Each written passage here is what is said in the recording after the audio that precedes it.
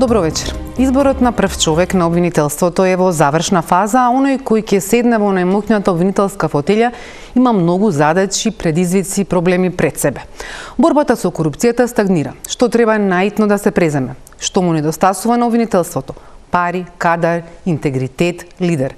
Како да се трнат канџите на политиката и другите трговци на влијание, на кои правдата не име на списокот на приоритети? Сите очи се вперени кон изборот на државен обвинител, па Телма ги покани сите четворица кандидати кои добија позитивно мислење од Советот на јавни обвинители за да споделат ставови со јавноста за клучните предизвици и прашања за обвинителството.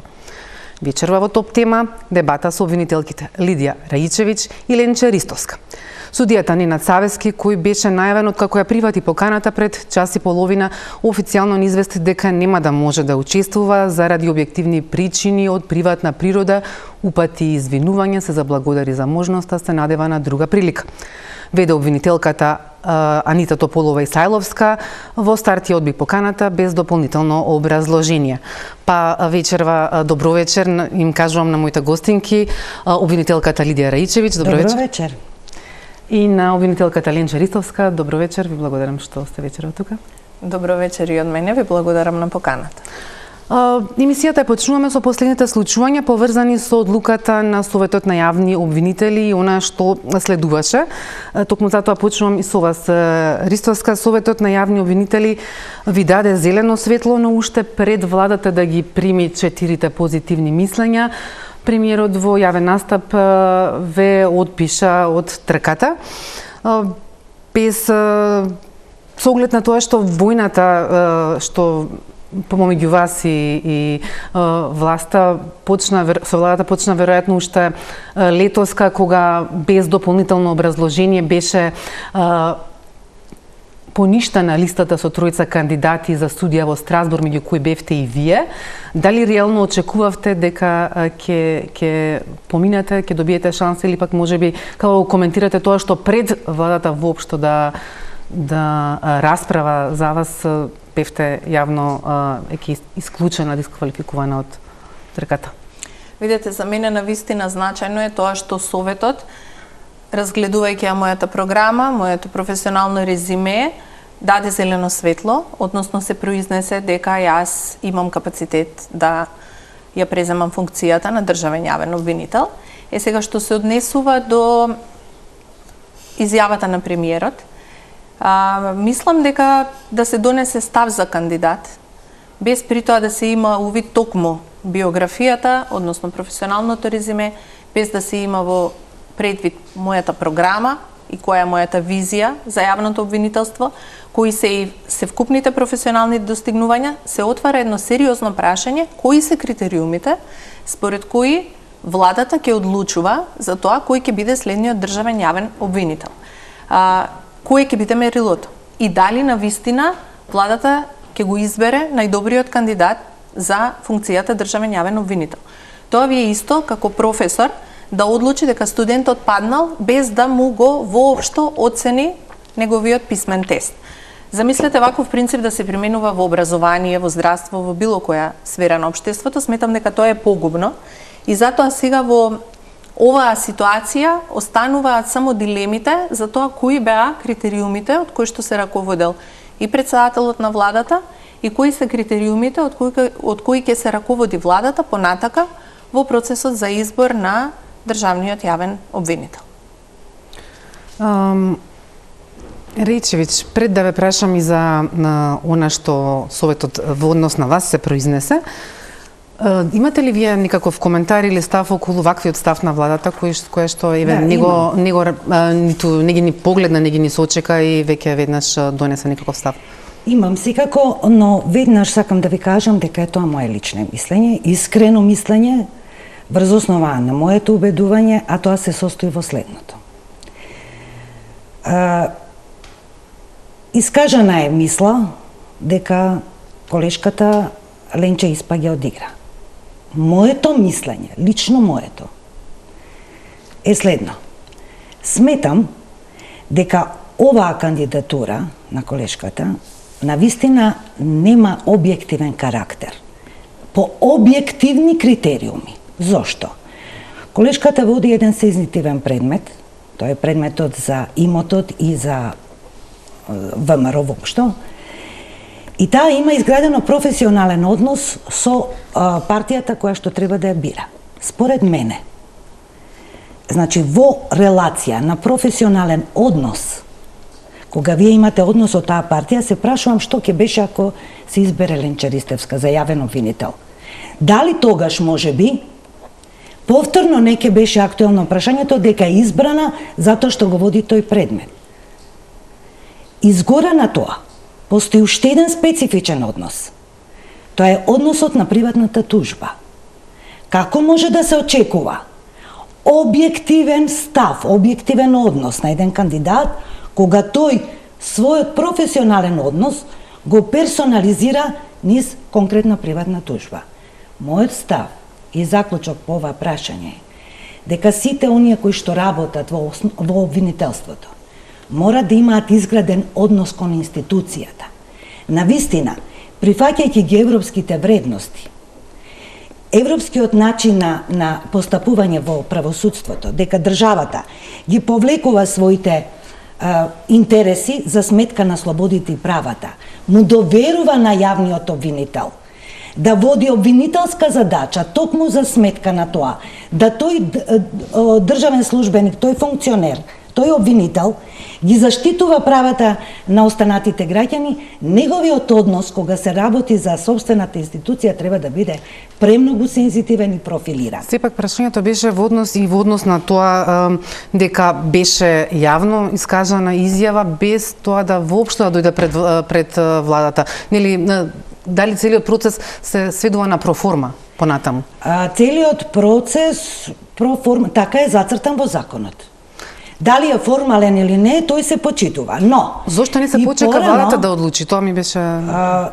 Тоа ќе го прашате тој што ја даде изјавата. Ја за оваа ситуација честитам на Советот што даде квалитети за стручност и способност да ја врши функцијата, и тоа е точно.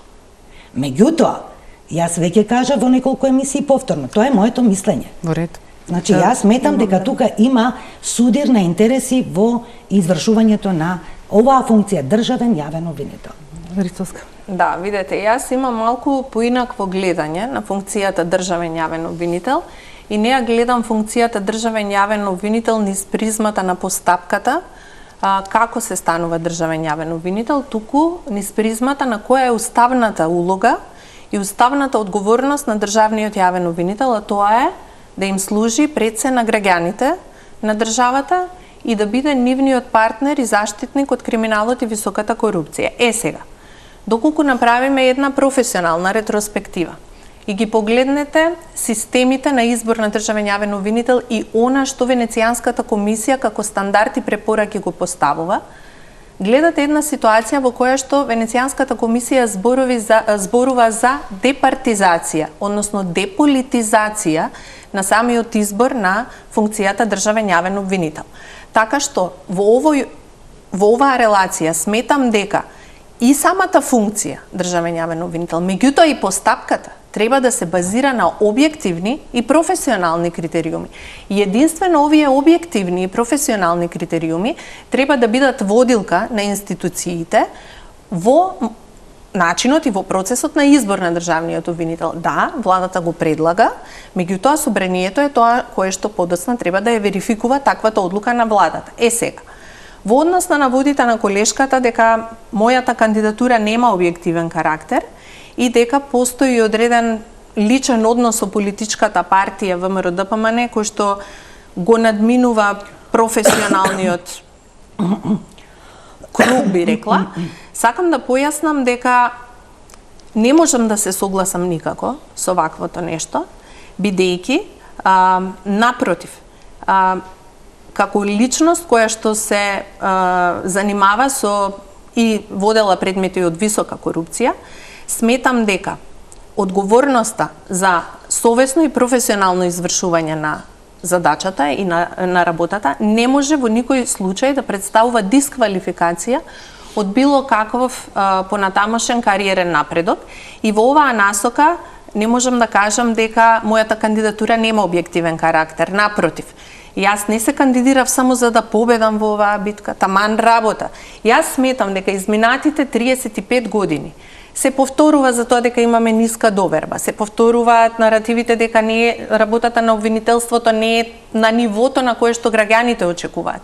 И имате вие ситуација изминатите 35 години да постојано истиот начин и истите решенија ги повторуваме и очекуваме различен резултат.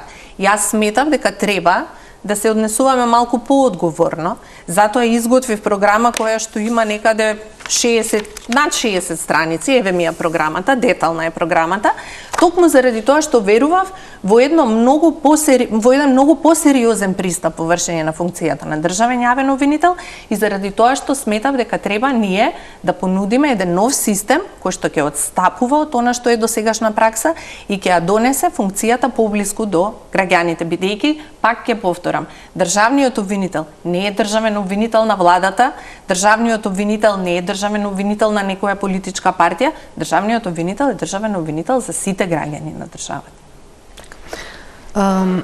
Да се навратам на прашањето во однос на Советот на јавните обвинители, овој пат ви даде позитивно мислење, но она што може да се спореди, барем со претходниот пат, иако и претходно вие бевте пријавена кога беше избран Љубомир Јовевски, може да се направи споредба, бидејќи дел од членовите беа исти четворица во составот, тројца го сменија ставот, односно гласа поинаку, а четвртата се произнесе дека ќе остане конзистентна и гласаше негативно против позитивно мислење. Како гледате вие на оваа промена во рамки на Советот? Особено и благодарам на членката на Советот која што гласаше негативно, затоа што гласото таков член на Советот само ќе го извалкаше позитивното мислење дадено за мене. И впрочем тоа го прави за сите кандидати кои што добија 10 гласа. Тоа е глас на членка која што со одлука на истиот Совет е разрешена од функција јавен обвинител поради несовесно и нестручно работење. Потоа предложена за членка на истиот Совет на седница на собрание постојат. Тоа се факти од јавен карактер, записи. Само една пратеничка Ели Панова стана и кажа дека овој член на Советот не може да ја извршува функцијата да бира јавни обвинители. Се поставува прашањето. Секому кој што еден ваков член ќе даде глас, какво е мислењето? Сепак таа е официјално член на Советот на јавните и тој е по функција. Да. Значи зборуваме за ново време, зборуваме за државен обвинител. Се поставуваат прашања кои што го надминуваат изборот. Впрочем, сите треба да знаат дали ќе добиете 9, 10 или 6 гласа, вие добивате позитивно мислење. Но да кажете дека давате негативно мислење заради конзистентност, вие сте конзистентни во неправото и тоа ја потврдува одлуката на тој Совет што била донесена тогаш. И сега уште повеќе, ова прашање представува добра платформа за оние кои што сметаа, еве конкретен пример, забележан, нотиран, на конкретен случај, од каде треба да тргне реформата во обвинителскиот Совет. А ќе ги искоментирате оние кои го сменија мислењето? Оние кои што го сменија мислењето еволуирале во своите сваќања. Јас мислам дека според ако ги прочитате записниците начинот на кој што гласале, тие дадоа референци. Каков е кандидатот, што работел, како работел и како го изградиле мислењето. И не значи дека ако го промениле мислењето, дека тоа не може да го прават. Но кај мене постои, јас претенденциозно ризикувам да звучам сега, но ве молам да ви даде некој негативно мислење, а по образование е понисок од вашето. Да ви даде некој негативно мислење за број на предмети кои што се евидентирани во архивата, кои што се импозантни, врз основа на што? А тоа таквото мислење било дадено и на минатиот избор, кој што е веќе предмет на посебна обсервација, да се истражи зошто беше тоа така. Да, начинот на избор на членовите на Советот е друга тема која верувам дека да. Меѓутоа е добра основа и причина. Да. Ристовска, темата за бонусите на СЈО повторно, не дека изминатиот период не беше споменувано, но повторно се актуализираше, како да се сака да се испрати порака овој кандидат за обвинител неоправдано добивал буџетски пари. Може ли ова како некоја сенка која што ве следи, може ли да се расчисти ова прашање? Мене ако ме прашате, јас мислам дека ова прашање е веќе расчистено, затоа што за ова прашање се водела постапка, ова прашање е донесена јавна обвинителска одлука не еднаш, два пати во истиот предмет, и затоа сметам дека ова прашање е расчистено. Пазите, ќе направам една паралела со сегашна ситуација. Имате вие сега ситуација да Министерството за финансии не одобрува исплати на додатоци на јавни обвинители во моментов. И таква можност Министерството за финансии имало и во минатото. Голем дел од колегите сега, бидејќи тие додатоци се законски им следуваат и тужат, не знам, можеби колешката тужи, можеби не, јас не тужев во овој момент, меѓутоа факт е дека колегите имаат право на тие додатоци, а Министерството за финансии во овој момент не ги исплаќа.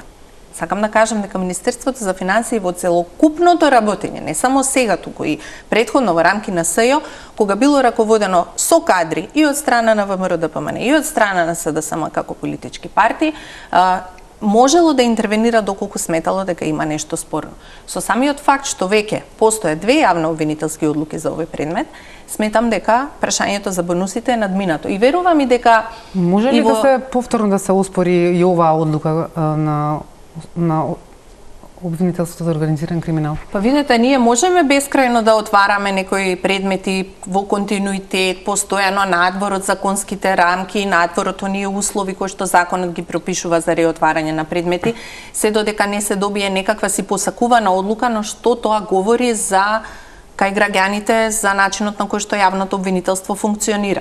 Видете, јас навистина сметам дека ова прашање е надминато и доказ за тоа ми се и нападите кои што следеа после моето интервју на кое што детално образложив која е позицијата на тој во врска со предметот со бонусите на СЈО, па наеднаш етикетирањето и дискредитирањето за бонусите од СЈО стана второстепено и на прв план се појавија лаги и невистини изнесени од поранешна колешка од специјалното јавно обвинителство, која патем е разрешена за сторени 3 тешки дисциплински повреди и сега тој наратив неизим беше прифатен од одредени индивидуи и наеднаш се случи една агресивна, би рекла, кампања против мене на социјалните медиуми, со која што ми се препишува одговорности за действија за кои што ниту имам надлежност, нити пак со кои што имам било каква допирна точка и биле и надвор од мојот професионален мандат. Па така јас станав наеднаш крива за 2% доверба во правосудство. Јас станав крива наеднаш за сите гревови на Катица Јанева, дури јас станав крива што собранието со 112 гласа го изгласало специјалното јавно обвинителство и ја избрало Катица Јанева. Наеднаш станав крива за настаните од 27 април, ако ги читате социјалните медиуми, предмет со кој што сум немала никаква допирна точка, бидејќи тој предмет никогаш не бил во рамки на институција за која што имам надлежност. Значи, за се и се што почна да ми се препишува, само момент да довршам, се и се што почна да ми се препишува на мене. Сега, ќе поставам јас тука едно принципиелно прашање, бидејќи навистина мене ме интересира, дали фактот тоа што јас имам работено во институција, каде што раководното лице се соочило со, кривични постапки, била обвинета, одговарала за своите действија, дали тоа по автоматизам значи дека сите вработени во таа институција се исти? Дали индивидуалната одговорност може автоматски да се земе како колективна вина? И во овој случај сакам да кажам дека не можеме и ова не е точно. Еве ќе направам паралела. И Никола Груевски, поранешен председател на ВМРО-ДПМН, беше осудуван во неколку судски постапки. Ќе извлечеме или заклучок дека сите во политичката партија ВМРО-ДПМН се исти како него? Секако дека не. Од оваа перспектива се проблематизирани ли СЈО и поради начинот на кој што заврши, за кој што завршија и дел од предметите и се наметнувани ли дилемата дали овие средства кои што беа издвоени за СЈО и за работата и за вработените беа залудно или имаше некаква вистинска цел, дали се исплатеше тоа? Па видете, јас не би рекла дека средствата кои што се издвоија за специјалното јавно обвинителство беа залудно и дека тие средства се потрошија само на пари и на придонеси. Не сакам да бидам сватена погрешно, јас не сум тука да давам отчет за работењето на СЕО и да го бранам работењето на СЕО. Јас можам да кажам она што од моја професионална перспектива, како искуство го доживеав, како обвинител во рамки на работењето на специјалното јавно обвинителство. Ке ве потсетам дека на почетоците на работењето на специјалното јавно обвинителство, јас првпат се соочив со тоа да државните институции не постапуваат по барање на јавен обвинител, одбиваат во секоја инстанца да постапуваат, заради што и нашата држава првпат ја доби она заробена држава во рамки на европскиот извештај и извештаите кои што следеа за состојбата со владење на правото во нашата држава. Меѓутоа и покрај сите тие предизвици, би рекла и краткиот временски рок за постапување, тоа морам да го потенцирам, би рекла дека имаше и придобивки. Например, специјалното јавно обвинителство беше едно од првите каде што профункционира истражните центри, нешто што верувам дека колешката ќе се сложи, дека е додадена вредност како истражен центар на секое јавно обвинителство. И сега во рамки на јавното обвинителство имаме истражни центри кои што функционираат по моделот на она како истражните центри функционираа во СЕО. Во рамки на СЕО за првпат се воведоа финансиските истраги кои што течеа паралелно со криминалистичката истрага и тоа се воведе како еден стандард на постапувањето и верувам дека токму ова беше она што допринесе да во многу случаи на специјалното јавно обвинителство бевме сведоци на големи, на вистина големи конфискации, кои што дел од нив потоа и се реализира. И овие бројки го надминуваат севкупниот буџет што СЈО воопшто го имал, а искрено не знам колкав од тој што му бил доделен бил потрошен, бидејќи во тој дел јас немав ингеренции. Затоа можам да ви кажам дека не сметам дека она што беше инвестиција во рамки на специјалното јавно обвинителство на државата беше залудно.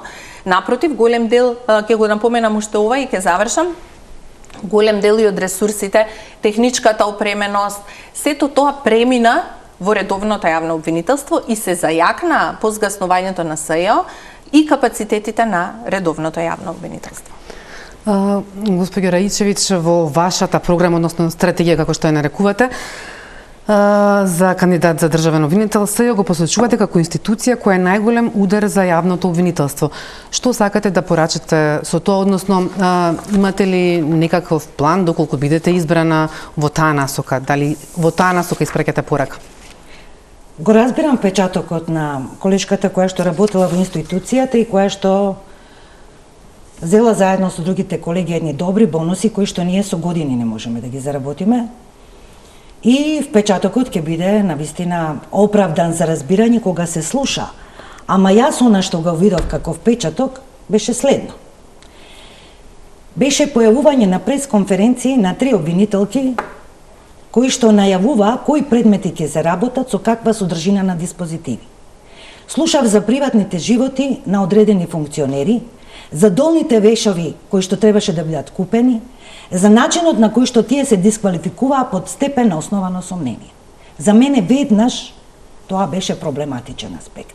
Потоа, истражителите, кои што верно и добро работеа за да го откријат криминалот, кој што требаше да биде во служба на специјалното јавно обвинителство, забележувам дека се инфилтрирани во голем дел во нашите институции, во редовното јавно обвинителство, и забележувам порочни луѓе и луѓе на кои што не можеш да им се довериш во работата. И да не редам какви се патологии можам да забележам и тие се нотирани и ќе бидат запишани како нешто што на обвинителството не сме да му се случува. Но најмногу се, најголем греф е, според мене, желбата да јавното обвинителство ослабе како институција, да се формира друга институција која што требаше да биде посилна, на лоши основи, нејасни основи, нетранспарентно финансирање, а со слаби резултати и висок степен на корупција. Тоа не сме да му се случи на обвинителството. Тоа е опасно. Да, дали овој став ваш, случајно се совпаѓа и со ставот на власта која што треба да ви избере, со оглед на тоа што и во програмата предизборна на ВМРО-ДПМН се споменуваше ревизија на СЈО, или пак тоа го имате вие како став и претходно? За жал, јас се фалам со високо образование, академско највисоко што постои, меѓутоа целиот мој живот е насочен кон правото и кон правната струка. Јас политиките и формирањето на ставовите на политичките партии не го владеам на висина на задачата, како што би требало една на вистина наука како што е политиката и политичкото владење на државите. Така да јас ставот на ВМРО во однос на СЈО мене не ми е сосема јасен. Меѓутоа мојот став од првото интервју тие се хронолошки наредени. Од кога се формира ме праша, реков може би има потреба да се формира, иако е штета за институцијата, тие луѓе работат во институцијата, доверете им ги тие предмети. Немате доверба во останатите, доверете им, дајте им ресурси, ама не правете нова институција. Тоа е првиот мој став. А резултатите за СЈО ќе се јават после првите осуди. Како што течеше времето, овие појави се бележа и автоматски довербата на луѓето паѓаше. Се јави еуфорија, се јави желба за правда, глад за правда, глад за обвинители кои што ќе бидат поразлични од овие што не се појавуваат на телевизија, не зборуваат транспарентно. Епилогот од сето тоа каде? И да не зборувам за сомнежи, кои што се навистина ќе треба да се истражат, како се работело во техниките на добивање на сведоци, припремање на сведочењата и обезбедувањето на докази. Има ли нешто? Јас се извинувам вака, мислам дека мора малце да реагирам. Бидејќи се чувствувам лично прозвана заради јавните настапи. Јас ве охрабрувам и вас и било кој друг гледач да ги врати сите пресконференции на специјалното јавно обвинителство на кој што јас јавно говорам.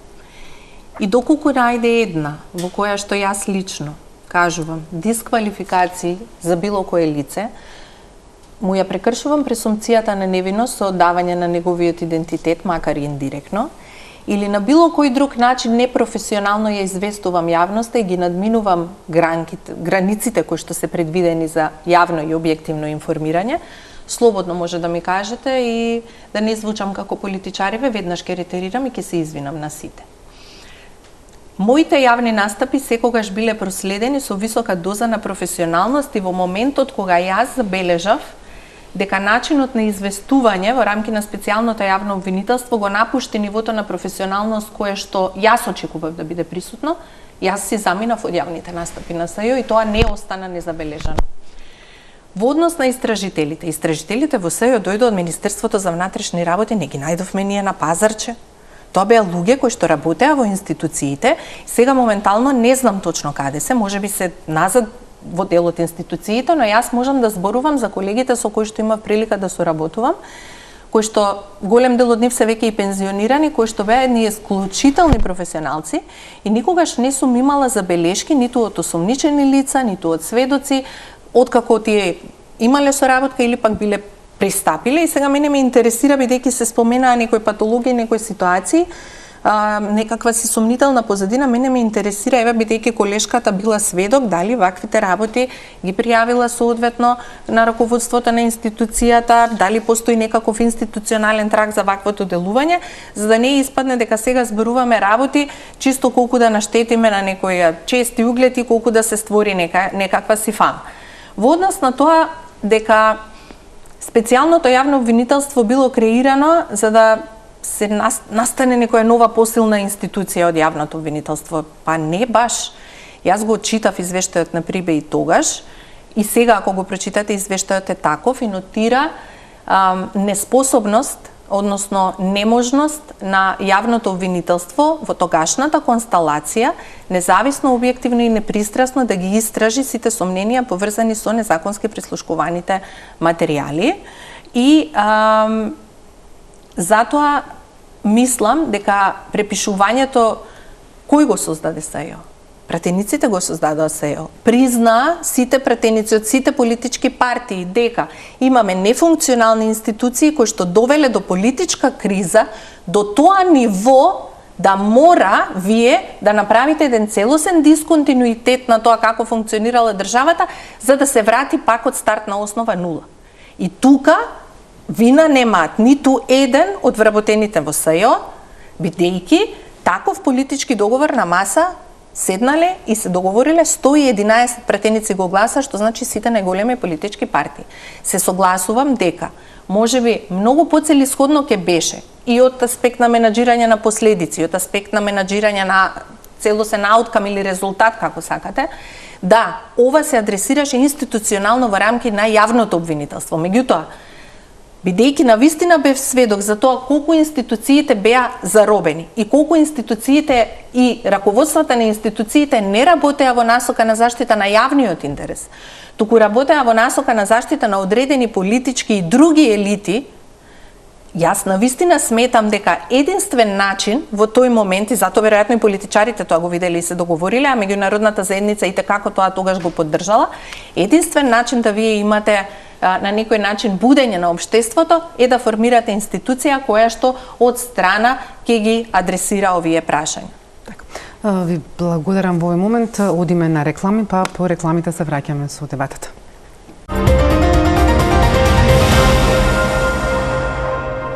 Една од клучните предизвици за новиот државен обвинител е зголемување на јавната доверба. Ке почнам еве со еден конкретен пример. Тоа е денеска сите не разбуди веста дека Артем Груби, поранешниот вице-премиер, е приведен на граничниот премин со Косово и веднаш се создаде некаков сомнеж во дел од јавноста зошто некој се вратил сам по 14 месеци бегство. Еве, низ овој конкретен пример, како гледате дека може да се подобри довербата на граѓаните во јавноста кога таа очигледно е базирана врз претходни искуства, не ова некоја фантазија или пак фикција? Јас сум кандидат за државен јавен обвинител. Не очекувајте од мене јас сега да претпоставувам што стои зад апсењето на Груби. Јас како државен јавен обвинител, во моментот да сум или вршител на должност, би требало да ја известам јавноста. Што стои зад оваа ситуација, затоа што очигледен е интересот на јавноста. Каде е пронајден? Сам ли се пријавил? Сам ли дошол до граница? Се договарал ли некој со кого? Што знае јавниот обвинител за тоа? И тоа е постапката за која што можам да објавам дека ќе се случува за да се поткрене довербата во иднина. А што се случило во конкретниот случај? Навистина не знам. Ниту можам да знам. И ниту сакам да претпоставувам. За довербата на граѓаните потребно е наше постапување експлицитно. И ова што зборувам ствара однос. И колешката што зборува ствара однос. Промената се менува довербата. Не е таа за која што зборувате. И кога ќе се обидете понатаму да ја пласирате дека од 2%, нема да биде. Јас тоа го чувствувам, а и оние со кои што овој процес ни даде можност да контактираме. Но, за да биде таа доверба навистина измерена и покажана дека е зголемена, односно да биде почувствувана со економски параметри, па да кажеме колку граѓани веруваат на јавниот обвинител, постапките ќе мора да се објавуваат. Тоа го очекувавме денеска, тоа ќе го очекуваме и утре. Рисовска. Да, видете, тука се согласувам во потполно со колешката. Транспарентноста е еден од клучните предуслови за довербата на граѓаните во работата на јавното обвинителство. И јас мислам дека довербата не може да ја барате. Довербата треба да ја заслужите. А за да ја заслужите довербата треба да манифестирате една конзистентна работа, транспарентно тоа да го прикажете и да има вашата работа предвидливост одредена.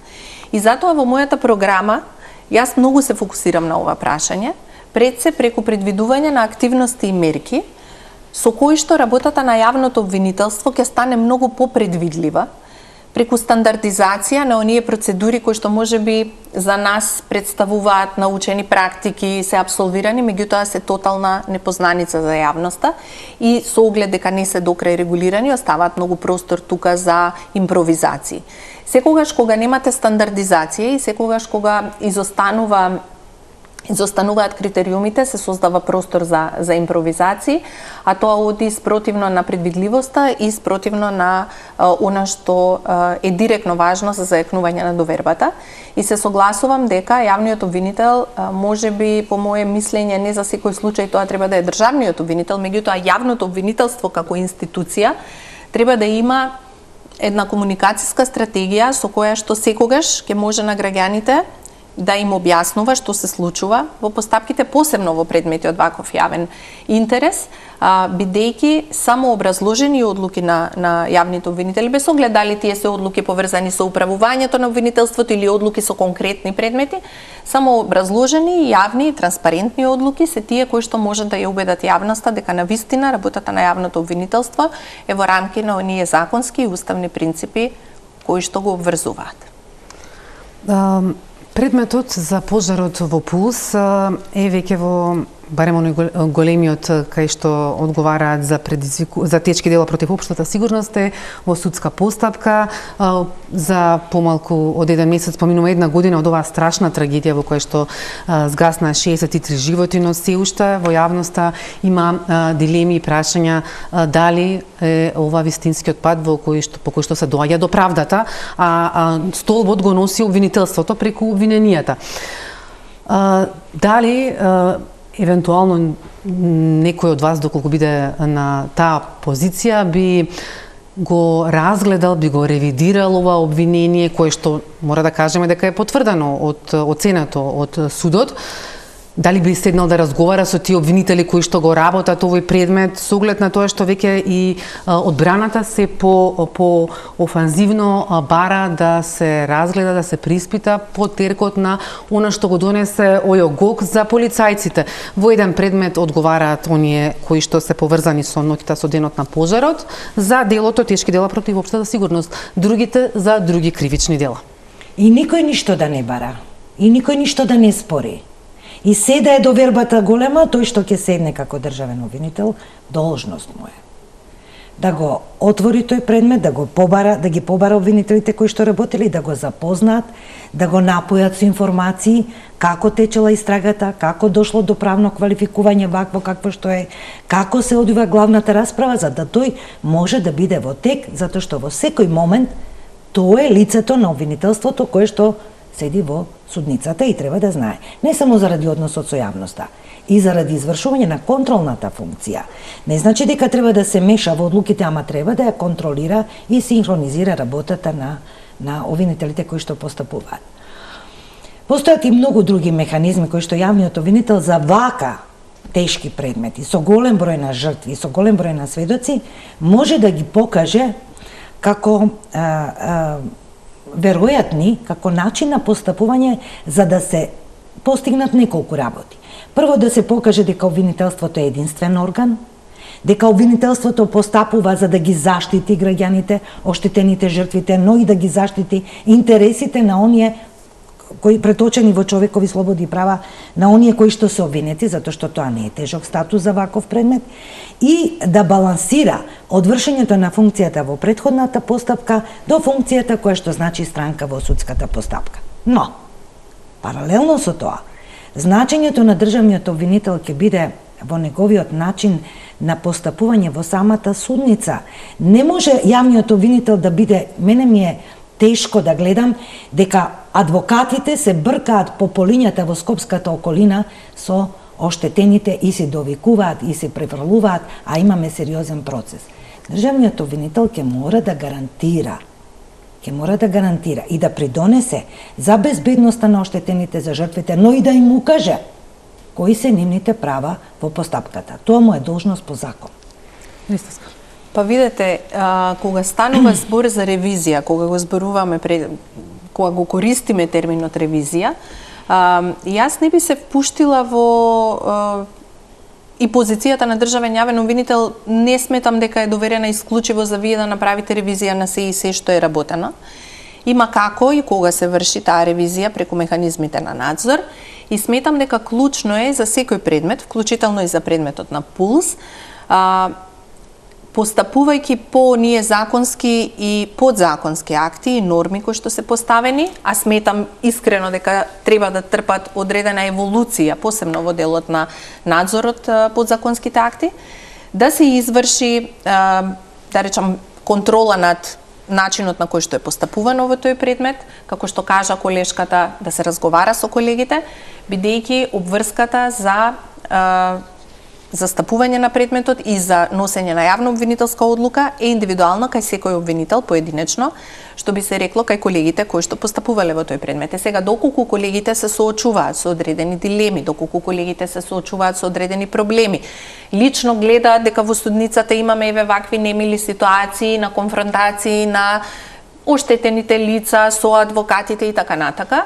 сметам дека треба да го известат државниот обвинител и да, државниот обвинител е тука кој што треба да делува како еден вид на медијатор, односно како еден вид на партнер, како на колегите кои што се на терен, кои што имаат навистина тешка и неблагодарна задача, така и да биде тука и за жртвите, за семејствата на жртвите, но и да ја разбере и страната на одбраната и кои се нивните законски права, за да не дојдеме во една ситуација да превагне тежината на една страна целосно неосновано.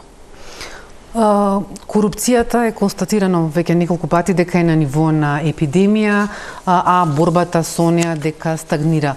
Конфискацијата, често слушаме забелешки дека не е на задоволително ниво. Па, што сметате дека најитно треба да се промени за да се подобри овој статус, оваа дијагноза? Дијагнозата е резултат на многу општествени појави. Социјални, економски, материјални, финансиски, вакви, такви, а само една институција е исправена на фронтот за водење на таа борба. Значи, најважната алатка за борбата против корупцијата е обвинителството. Може да работи полицијата, може да работат сите, но доколку обвинителот не знае да ја спроведе борбата со корупцијата, не сака, или може би има агенда да го руинира обвинителството на соодветен начин, затоа што јас веќе и во тоа се сомневам, бидејќи оваа институција бара од сите нас да имаме однос кон самата институција, да знаеме каде работиме. Се е добро, сите нови практики, нови алатки, нови знаења, но таа институција мора да и се знае местото во државата. И секој што приоѓа тука, не да зборува за корупција, да се плаши тоа да го стори, затоа што знае дека во овој систем постои обвинителска институција која што тоа без поговор ќе го истражи. Постојат методи за тоа, има лек, има и чаре. Не е само до државниот обвинител, тој може да ги спроведе политиките, треба со кого? Треба со обвинители кои што ќе го почитуваат неговиот став, ќе даваат и своји предлози, но доколку се постигне консензус, дека ние ќе ги впрегнеме обвинителските сили за да се избориме со корупцијата и дека ќе ги тргнеме колегите кои што ни се суспектни, ако има така и се разбира, тоа државниот обвинител треба да го знае пред се, тогаш мислам дека резултатите ќе дојдат многу набрзо. Листовска? Да, видете, има стагнација во делот на борба против корупција, тоа е нешто што е нотирано во сите извештаи, да, тоа сега ќе го кажев, нема потреба тоа да го дополнително дебатираме. Меѓутоа, она што од лично искуство можам да го кажам е дека борбата против корупцијата кај нас е фрагментирана. Односно, имате вие тук-так нему по некој поединец, некоја институција, нешто што придонесува, меѓутоа ние немаме еден системски пристап кон борбата против корупцијата. При тоа, борбата против корупцијата не е прашање на индивидуална храброст. Не треба некој да чекаме да се охрабри. Нас не треба еден систем кој што нема да дозволи селективност, кој што нема да дозволи застарување на предмети и кој што нема да дозволи притисоците да влијаат на оваа борба против корупција. Во оваа насока, во мојата програма борбата против корупција ја имам насочено на два главни фронта. Едната е токму по ова што го зборуваше колешката, позицијата на јавното обвинителство и тоа пред се од аспект на мапирање на ризиците на корупција внатре во рамки на јавното обвинителство, за да видиме кои се нашите слаби точки, дали како што кажа колешката имаме одредени индивидуи на кои што не можеме да им веруваме и кои што треба да бидат предмет на санкционирање, дали можеби имаме одредени несоодветни практики во рамки на обвинителството, но од друга страна исто така треба да ги градиме капацитетите на обвинителството за борба против корупција, зајакнување на истражните центри, раните финансиски истраги, воведување на процедуралните и други заштитни механизми кои што се неопходни за оваа борба, тоа е едниот фронт. И другиот фронт кој што е подеднакво важен, би рекла е креирањето на стратешки партнерства. Стратешки партнерства со другите институции, тука не е само Министерството за внатрешни работи, финансиска полиција, тука е и ДКСК, тука е и Управата за финансиско разузнавање, но и стратешки партнерства со невладиниот сектор и стратешки партнерства со истражувачките новинари, кои што на стратешки партнерства ние треба да гледаме како дополнителен ресурс на јавното обвинителство, кое што е, се согласувам тука со колешката, прв во редот одговорен орган за борба против корупција, извинете. И тука она што сакам да го заокружам кога сме кај борбата против корупција, по моје мислење, кога зборуваме за борба против корупција, треба да престанеме да ја мериме борбата против корупција со толку предмети на висока корупција, во бројки, во статистики, повеќе да се осврнеме на системскиот ефект кој што таа борба против корупција го има. Дали обвинителството, освен што успеало репресивно да делува во оние случаи каде што е детектирана корупција, каде што е истражило корупцијата, да се осврнеме и на оној превентивен дел колку обвинителството навистина успеало да ги убеди граѓаните дека корупцијата е поведение кое што е неприфатливо и кое што нема да биде толерирано од страна на јавното обвинителство. Така, борбата со корупцијата е ранлива и на влијанија, на мешања, на притисоци, а државниот обвинител е тој што треба да биде на некој начин, можеби првиот чадор кој што ќе спречи такви надворешни влијанија.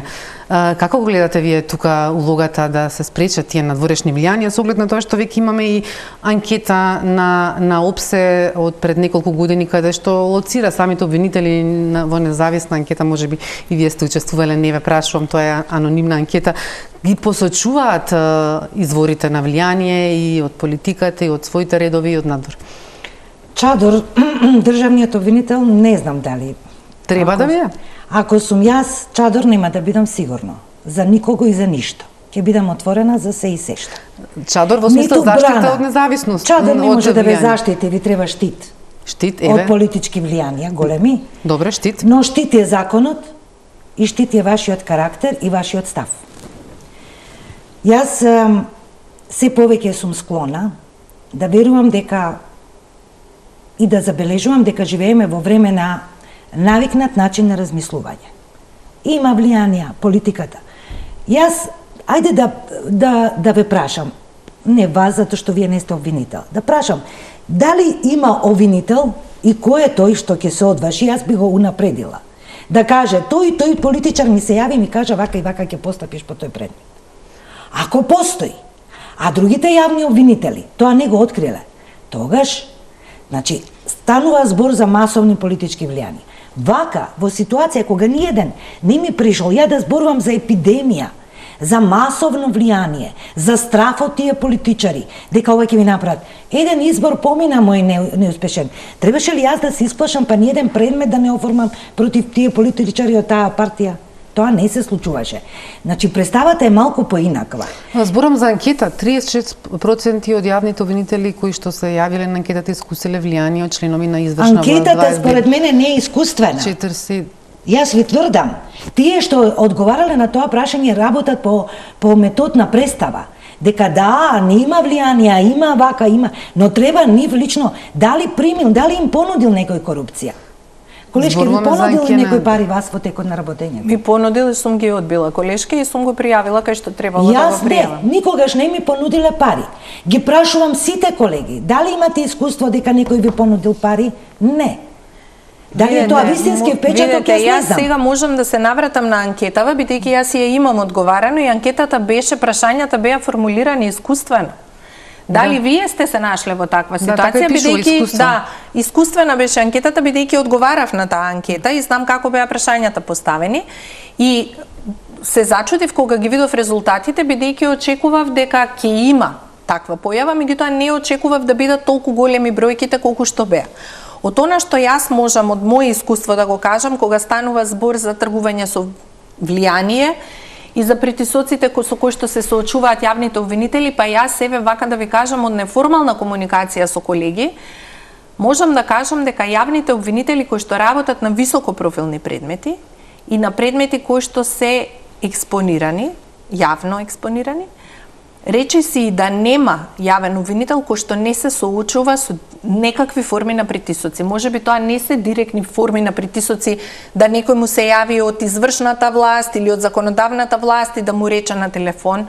Ретко и се случуваат такви директни влијанија и притисоци. Најголем број се појавите се индиректни, преку одредени посредници, преку укажувања кои што може би личат пријателски, па ве тераат вие да размислите за своите одлуки, до пишување и валкање на интегритетот на обвинителите на разни портали, самопрогласени медиуми и така натаму и така натаму. Сето тоа се притисоци со кои што колегите кои што најодговорно и совесно си ја вршат функцијата се соочуваат. И знаете што е најстрашно за мене и најжално, што колегите се оставени самите да се расправаат со овие притисоци. Имаме ситуации да Сдруженијето не реагира доволно, тоа е моје лично мислење. Не сакам да зборувам на конкретниот случај сега последниот со премиерот.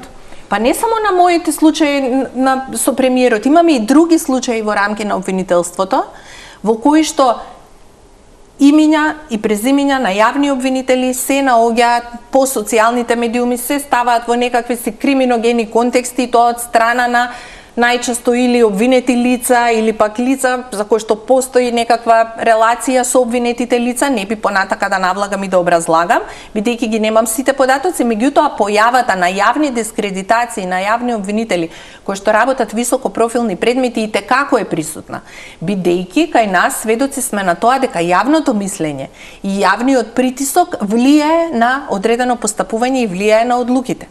И не сме институцијата јавно обвинителство да си дозволи да имаме ситуација да лицата кои што го носат најголемиот товар на институцијата ние ги оставиме незаштитени.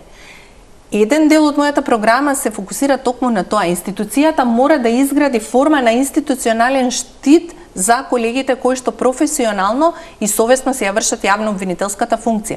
Да ваквите колеги во овие битки не бидат сами, да зад нив застане примарно државниот обвинител, а потоа се разбира и Сдруженијето како одредена форма на професионална асоциација која треба да се грижи за подигање на професионалните стандарди на јавните обвинители. И се разбира конечно како последна инстанца го кажувам советот, посебно со новиот правилник што го донесоа, со кој што навистина за пофалба е тоа како прифатија да ја вршат својата законска функција и на едно подзаконско ниво ја дорегулира за да застанат во насока на заштита на јавните обвинители кои што се соочуваат со различни форми на притисоци. Значи не зборувам само за политички притисоци, туку зборувам за сите форми на притисоци кои што постојат врз обвинителите.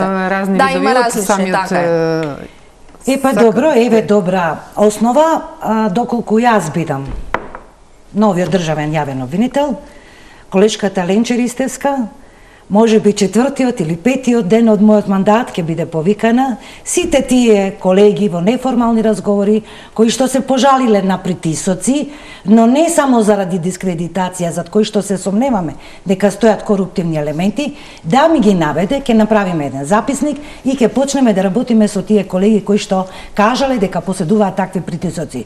Од прв до последен ќе бидат сослушани да ги посочат лицата и да се проверат притисоци. Знаете како, јас мислам дека што е до мене не е никаков проблем, меѓутоа сметам дека државниот обвинител треба да ја заслужи довербата од колегите сами да дојдат и да му ги пријават тие притисоци и неформални.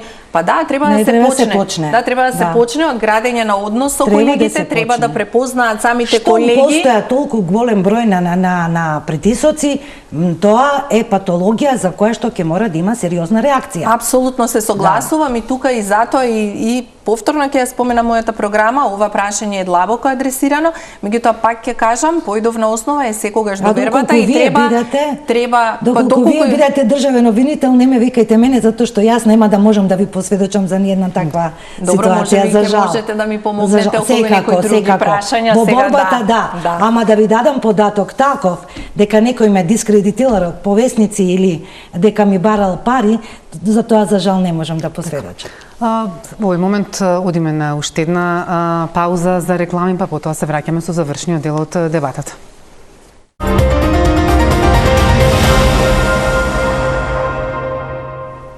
Кој да биде избран за државен обвинител, известно е дека може да се соочи со истите проблеми што ги има и неговите претходници. Тоа е недоволно средства, недоволно кадар, потоа други недостатоци, ресурси во секојдневната работа. Како, Еве Ристовска, ќе почнам овој пат со вас, како да се гони корупцијата и организираниот криминал без доволно ресурси и условија, од друга страна, дали тоа и понатаму може да се користи и како изговор, како што многу пати досега се користеше за недоволните резултати во секој поглед? Вака сега. Одлично е прашањето и тоа беше една од првите теми на кои што размислував кога решив да конкурирам за државен јавен обвинител. Тоа би бил најголемиот предизвик како реално да испорачате резултати, а имате ограничен сет на ресурси. Имате ограничени и финансиски ресурси, имате ограничени човечки и технички ресурси. И во оваа насока, во рамки на програмата, предвидов околу отприлика 207 активности, направив анализа дека од прилика 70% од овие активности што ми се предвидени можат да се реализираат без дополнителен буџет, бидејќи се фокусираат на оптимизација на ресурсите, на реорганизација на функционирањето на јавното обвинителство и на воспоставување на едни нови стандарди на постапување преку користење на она што веќе го имаме. Најголем дел од, би рекла, од активностите за кои што се потребни дополнителни ресурси ми влегуваат во категоријата на дигитализацијата и дигиталната трансформација, бидејќи ќе мора обвинителството да ја обнови инфраструктурата, ќе мора да инвестира во опрема, а секако би било целисходно да зборуваме и за воведување на дигитални услуги за граѓаните и нови технички и технолошки решенија. Со процент од над, како што кажав, нешто од 70% активности кои што можат да се реализираат без промена во буџетската основа, сметам дека имаме една добра стартна основа за првична оптимизација на работата на јавното обвинителство, а подоцна и подигање на би рекла на прагот и обезбедување и на дополнителни финансиски средства, бидејќи веќе ќе го надминеме оној изговор дека немаме пари, затоа сме неефикасни. Ако ви речат нема плюс пари? Не, видете, за 2026 нема плюс пари. Буџетот е веќе усвоен. Да. Буџетот не содржи дополнителна развојна компонента. Не знам дали би следел ребаланс на буџетот и како тој ребаланс на буџетот би се рефлектирал визави потребите на јавното обвинителство и не можам тоа хипотетички. Јас поаѓам од реалната состојба, ги земав, ги анализирав годишните извештаи на јавното обвинителство од 21 навака што се сите, земав, ги анализирав буџетите како се движеле низ годините и на што највеќе се трошат буџетски средства. Кај нас за жал паѓаат највеќе буџетски средства на плати при донеси покривање на некои трошоци кои што ги има јавното обвинителство и сме длабоко зависни од би рекла донаторски интервенции, посебно во делот на опремување, во делот на опремување на истражните центри, форензичката опрема со која што располага обвинителството за организиран криминал и така натака. Од моето меѓународно искуство можам да кажам и особено сум горда што изминатата година за прв пат успеавме да воспоставиме механизам, на мое инсистирање беше тоа, преку кој што ќе можеме како обвинителство да вршиме рефундација на некои трошоци и тие трошоци да не бидат покриени од партнерски организации како Европравда, како Европол, кои што заедно со нас работат на заеднички истраги, да добијаме и добиваме средства за финансирање на заеднички истражни тимови.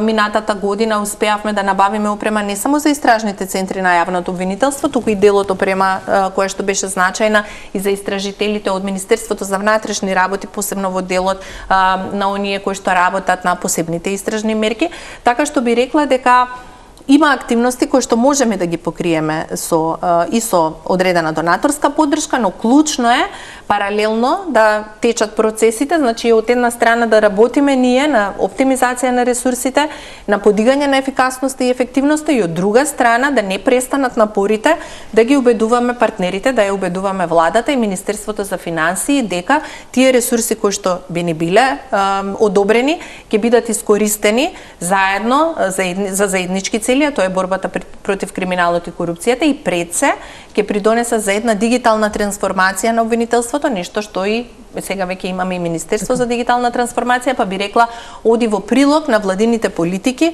за унапредување на состојбите во обвинителството. Речевич. За унапредување на обвинителството од финансиски аспект се додека не се скенира состојбата од позицијата на државен обвинител, јас воопшто нема да зборувам, иако честитам на вака економски разработени планови, проекции на база на проучени извештаи и искуства со странски партнери, донатори, било кој, но морам да кажам дека мојот фокус во почетокот, затоа и мојата програма не се вика програма, туку се вика стратегија. Тоа е една визија како би работела, каде би го ставила акцентот, а како тоа би се остварило по квартали, тоа следува откако ќе видам каква е состојбата. Меѓутоа, очигледно е ќе ми треба мене тука помош од колегите кои што работеле во тој дел, економскиот, финансискиот, развојниот, кои што имаат потреби, да се согледаат сите потреби на обвинителството и да се одлучува. Но, примарна моја задача, бар за годината кога веќе буџетот е оформен, додека не испланираме како тоа ќе бараме и со какви аргументи за постигнати резултати ќе се покажеме пред Министерството за финансии за да побараме повеќе пари, ќе биде човечкиот фактор и кадровските капацитети во јавно-обвинителската институција. На нив треба да се поработи за да имаме капацитет, за да имаме квалитет кој што ќе може да не представува не само во владата и во оние кои што одлучуваат за парите кои што не ги доверуваат, туку насекаде пред граѓаните. Иако јас никогаш не сум за водење на една ваква институција по сиромашна и премногу скромна мерка. Тоа е институција која што треба да има сопствени средства, со луѓе кои што знаат да управуваат со тие, со луѓе кои што треба да имаат кредибилитет во секоја средина. Треба да имаме возила, опрема, современа. Да, ако читате извештајот на Европската комисија, експерти, финансиски истражни центри, да имаме за пари за вештачење да платиме, да имаме лице, да имаме зграда, да имаме опрема, ама не само во Скопје. Што се случува низ Македонија? Првата работа на јавниот обвинител треба да биде да ги прошета обвинителствата низ Републиката, да ги согледа состојбите таму. Сето тоа влијае на процесот на работа. Сета таа Балканица која гледате, руинирани згради, искршени столици, не знам што се не друго, тоа влијае на тој процес на доверба за кој што зборуваме. И не можеме ние со малку пари и со сиромашни, оскудни средства да покажеме не знам какво уредно и педантно лице на институција. Имам многу малку време, само накратко и веќе ве молам, околу ефикасноста и селективноста, со оглед на тоа што слушаме дека Министерството, полицијата, МВР поднесува кривични пријави, од друга страна ќе слушнете од обвинителите дека голем дел од нив се празни, непотполнати, а од трета страна па до јавноста стасуваат и предмети кои што предолго се задржувале во обвинителството и еве како да се дојде до ефикасна битка со корупцијата и со криминалот, при тоа да не се троши време и кадар на предмети кои што не се издржани, а од друга страна да нема ни за застарување ни држање така наречени предмети во фиоки.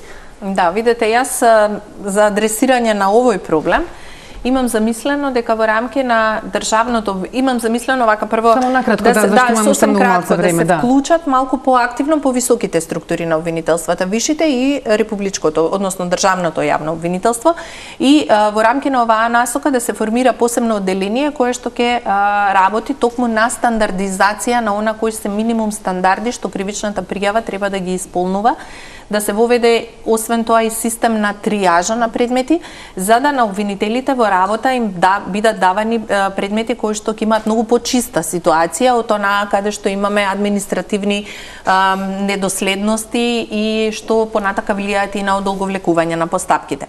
Како до една понеселективна правда, би рекла дека селективноста се појавува токму кога немаме јасни критериуми, кога немаме јасна приоритизација и кога немаме никаква дигитална трага, и затоа селективноста постои таму каде што немаме никакви правила. Сега, кога ќе се воспостават јасни критериуми, кога ќе се воспостави оваа дигитална трага за која што зборувам, верувам дека селективноста ќе се намали и верувам дека ќе покажеме една многу посериозна и далеку попосветена ефикасност како јавно обвинителство. Сосема накусо ќе барате така? Па да. По покусо од ова да ви кажам дека довербата ако ми се даде, ќе се види никаква дигитализација и триажа и според мене не може да помогне, иако е корисна, ама не може да помогне ако вие немате стамен јавен обвинител. Доколку ми биде доверена функцијата државен јавен обвинител, тоа ќе се види како нема да има селективност, ќе се види какви ќе бидат ефектите, и транспарентноста, отчетноста и како односот со полицијата ќе биде воспоставен на низ една призма, која што значи висок европски стандард и квалитет во работењето, обвинителското работење. Така, има и други прашања кои што би ве прашала оваа вечер, но времето за вечерашната емисија истече. Ви благодарам што бевте мои вечерашни гости и што можевте да споделите дел од вашите ставови за актуелните прашања и проблеми кои што го мачат обвинителството. Јавноста продолжува да го следи процесот за државен обвинител и сите оние случувања кои што го следат. Ви благодарам. Благодариме на поканата. Почитувани, ви благодарам што ја следевте вечерашната топ тема. Останете со програмата на Телма. Добра вечер.